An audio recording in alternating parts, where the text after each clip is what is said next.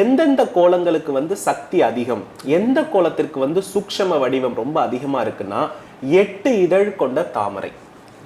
என்னை பொறுத்தளவுல தலைவாசல், பூஜை அறை இது ரெண்டிலையுமே யந்திர வடிவமாக கோலத்தை ரொம்ப தெளிவா போடணும். நிறைய பெண்களுக்கு கோலமே போட தெரியல. கோலம் வந்து நிறைய பேருக்கு உண்மைதான். சரிங்களா? கோலத்தை வந்து அலங்கோலமாக என்ன பண்றாங்கன்னா ஒரு அதாவது கோலம் என்பது என்னன்னா ஒரு பெண்ணினுடைய மனதினுடைய தெளிவு தான் கோலம்.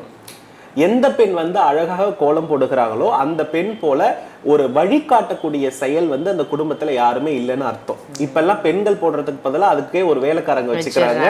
அதனால வந்து கட்டாயமா என்ன பண்றது இல்லைன்னா அந்த பெண்ணுக்கு இருக்கக்கூடிய தெளிவும் பொறுமையும் யாருக்கும் இருப்பதில்லை. ஆனா என்ன பொறுத்தளவுல உங்களுடைய வேலை பிஸில நீங்க எல்லாத்துக்குமே சர்வன் போட்டுக்கோங்க. ஆனா இந்த கோலம் போடுற விஷயத்தை மட்டும் ஒரு வீட்டுல வந்து பெண் அந்த வீட்டு தலைவி செய்யும் பொழுதுதான் அந்த வீட்டுக்கு வந்து சக்தி அதிகம் அப்படின்னு சொல்றேன்.